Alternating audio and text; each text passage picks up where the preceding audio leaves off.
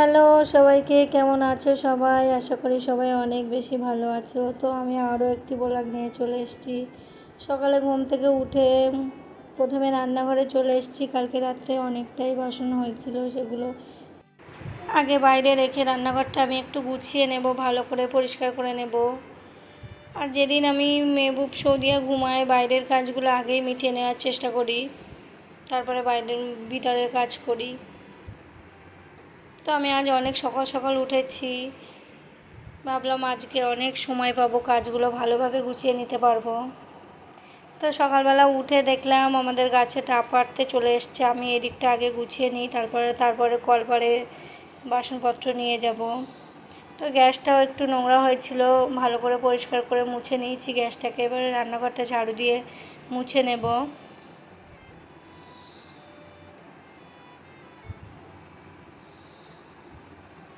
আর আমার রান্নাঘরটায় তো আগে অনেক সিমেন্ট উঠতো, এখন একটু কম হয়েছে। আর আমি রান্নাঘরটা বেশি ব্যবহার করি না, রান্নার টাইমটাই আসি এখন।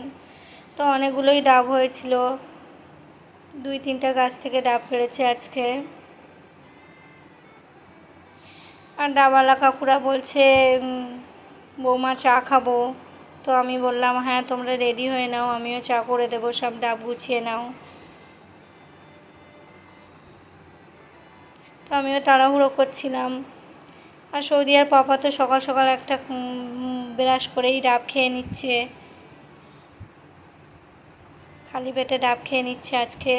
তো ডাবওয়ালা কাকুরা ওসব গুছাচ্ছে, আমি ভাবলাম উঠোনটাও ঝাড়ু দিয়ে নেই। সকালে উঠে মানে কোন কাজটা আগে করি কোনটা আগে করি এরকম হয়। তো আজকে রান্নাঘর পরিষ্কার করে গ্যাস মুছে তারপরে আমি চলে এসেছি উঠোনটা ভালো করে ঝাড়ু দিয়ে নিয়ে ডাবওয়ালা কাকুদের চা করে দেব।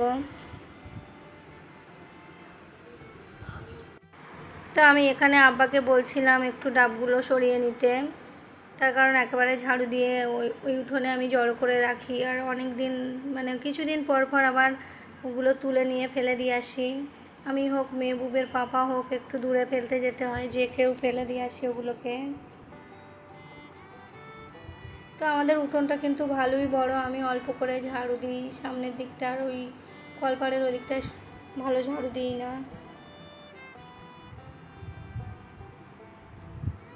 দিন বাদে বাদে আমি ওই দিকটায় ঝাড়ু দিই, 2-1 দিন বাদে বা 2-4 দিন বাদে, যখন একটু দেখি বেশি হয়ে গেছে, নোংরা হয়ে গেছে তখন। তো আমি এখানে চা বসিয়ে দিয়েছি, কাকুদের চা দেওয়ার পরে আবার বাসন মাজতে হবে আমাকে। আর আমি সকালের বাসি কাজ সব সেরে তারপরে চা বসাই, চা খাই। কিন্তু কাকুরা তো চলে যাবে, বেশিক্ষণ অপেক্ষা করবে না, ওই জন্য আমি বাসন মাজা বাদ দিয়ে আগে চা করতে চলে এসেছি। তো চাটা দিয়ে দেবো, আর আমিও একটু একেবারে চা খেয়ে নেব, চা যেহেতু করেছি। তো আমি চা খেয়ে এখানে চলে এসেছি বাসন মাজতে। তো বাসন মাজা হয়ে গেলে দেখবো মেহবুব উঠেছে কি না। যদি মেহবুব ওঠে তো একটু কাজ মানে ওর কাজগুলো মিটে নিয়ে আবার আমার সংসারের কাজ করব আমি।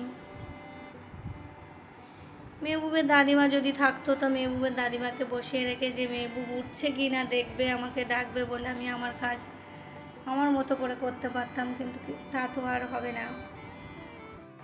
আর আজকে তাড়াহুড়ো করে কাজ করছি, তার কারণ আজকে একটু ব্যাংকে যাব, আর এক জায়গায় মানে মেহবুবের পাপার একটা কোথায় দরকার আছে, একসঙ্গে সেদিকেও একটু যাব। তাই জন্য রান্না তো করে যেতে হবে, আব্বার জন্য রান্না করতে হবে। মেহবুব আর সৌদিয়া ওর বড়াম্মির বাড়ি যাবে দুজনে। তো আমি এখানে সব পরিপাটি করে গুছিয়ে নিয়েছি, মোছা মাজা ঘষা ঝাড়ু দেওয়া সব কিছুই কমপ্লিট। সৌদিয়াকে তুলে আগে ওকে বেড়াই দিচ্ছি, ব্রাশ করিয়ে নিয়ে তারপর মেহবুবকে তুলব। তো আমি এখানে সৌদিয়াকে ব্রাশ দিয়ে ছাদের উপরে চলে এসেছি, কিছুটা জামা কাপড় কেচেছি সেটা একটু মেলে নিচ্ছি। আর আমি একটা হাতে করে পানির পটও নিয়ে চলে এসেছি, তার কারণ আমার একটু পানি পিপাসা পেয়েছে। পানির পটটা নিয়ে আমি ছাদেই চলে এসেছি। সৌদিয়া আমার পিছে পিছে ঘুরছে আর ব্রাশ করছে।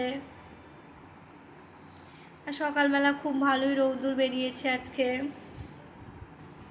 কোন দিন বৃষ্টি হচ্ছে, কোন দিন রৌদ্র বার হচ্ছে। যেদিন রৌদ্র বার হয় সেদিন তো জামা কাপড় তো আনন্দ লাগে কাচতে।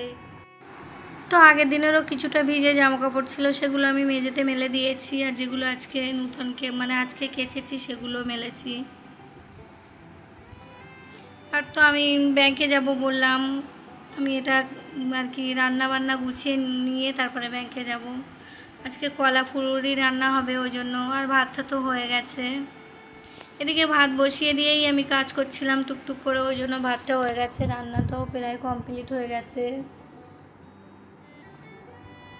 তো আমরা বেরিয়ে পড়েছি, সৌদিয়ার পাপা আর আমি, আর সৌদিয়ার দাদাকে আমি ওর বড় আম্মির কাছে রেখে এসেছি।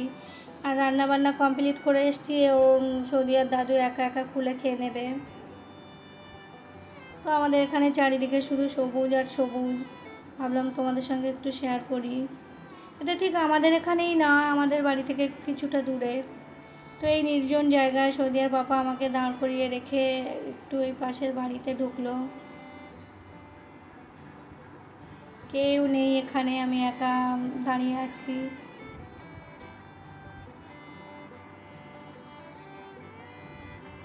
তো সে অনেকক্ষণ বাদে একটা দাদুর দেখা মিলল, দাদু যাচ্ছে একটা। তো ওখান থেকে সোজা আমি আমার দেওরের দোকানে চলে এসেছি। এখানে একটু কাজ আছে, এটা মিটিয়ে নিয়ে একটু ব্যাংকে যাব। 2টোর দিকে ব্যাংকে ঢুকবো, যেহেতু টিফিন টাইমের পরেই যেন ব্যাংকের কাজটা মিটিয়ে নিতে পারি। আর আমার দেওর এই বিড়ালটাকে ছোট্ট থেকে পুষেছে, ওকে কোলে নিলে কিছুই বলে না, ধরে আমার কোলে দিয়েছে। আমার তো ভয় লাগছে, তো চুপচাপ বসেও আছে, কিন্তু আমার ভীষণ ভয় করছে। আমি আমার দেওরকে বলছি ওর ঘা দিস নি, ও আমার নখ ফুটিয়ে দেবে। তো আমরা ওখান থেকে চলে এসেছি ব্যাংকে, লাওয়াটি ব্যাংকে চলে এসেছি। তো ঠিক টিফিন টাইমেই এসে আমরা পৌঁছেছি। তো ওখান থেকে ব্যাংকের কাজ মিটিয়ে আমি কিছুটা বাড়িতে বাজার নেওয়ার প্রয়োজন ছিল, সেগুলোকে নিয়ে বাড়িতে চলে যাচ্ছি।